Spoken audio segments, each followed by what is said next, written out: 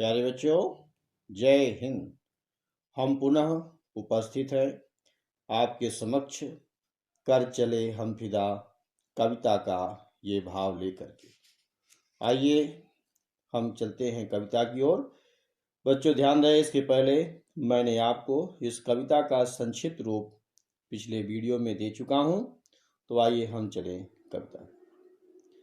बच्चों, इस कविता के माध्यम से हमारे कवि ने देश के नौजवानों के लिए जो देशभक्ति का संदेश प्रस्तुत किया है वह बहुत ही सुंदर है। इस कविता के द्वारा वह नौजवान साथियों को देश की आन बान शान के लिए अपने आप को समर्पित करने का जो भाव जागृत किया है वह इस कविता में उपस्थित है।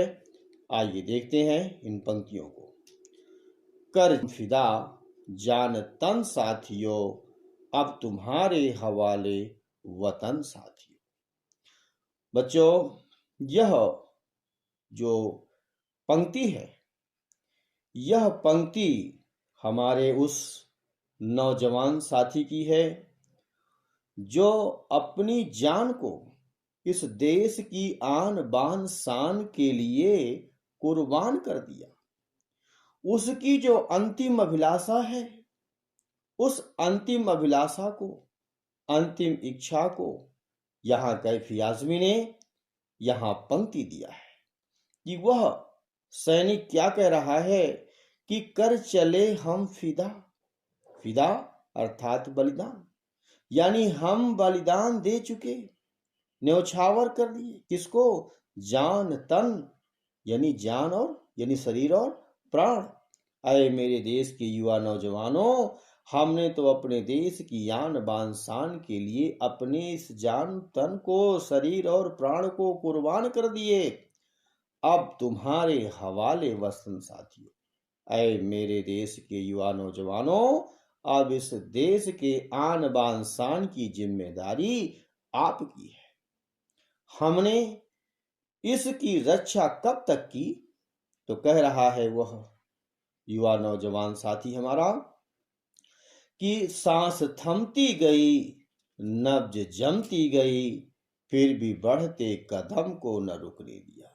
हमारी सांस थमती गई, नाड़ी यानी नब्ज जमती गई, रुकती गई, फिर भी इसके बावजूद भी हमने बढ़ते कदम को नहीं रुकने दिया। हम दुश्मन की ओर, उसके खेमे की ओर बढ़ते गए, पीछे हमने हटने का नाम नहीं लिया। और इतना ही नहीं, वह कह रहा है कि कट गए सर हमारे, हमारे सर भी कट गए विद्रोही सैनिकों के द्वारा, शत्रु सैनिकों के द्वारा हमें पकड़ लिया गया।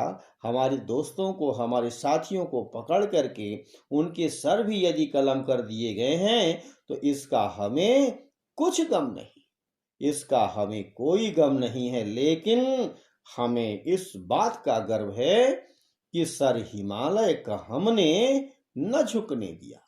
हमने हिमालय का सर, वह हिमालय जो देश का माथा कहलाता है, देश का गौरव कहलाता है, देश का मस्तक कहलाता है, उस हिमालय का सर हमने नहीं झुकने दिया। लेकिन अंततः वह कह रहा है कि मेरी कोई ऐसी इच्छा है जो अधूरी रह गई। वो क्या?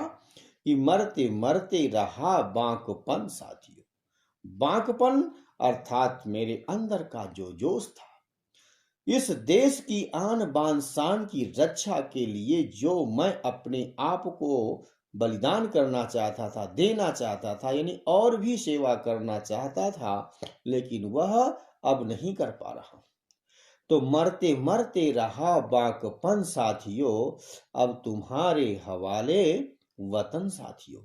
अब इस देश के आन बान शान की जिम्मेदारी आपकी है, और जब तक आप इस देश की रक्षा करें तब तक आप नौजवान साथियों को यही संदेशा देते रहें कि आपके बाद भी अगली पीढ़ी, अगली जो फौज है, जो सेना है, जो टुकड़ी है, जो बलिदानी है, वो इस देश की आन बान शान के लिए तैयार रहें।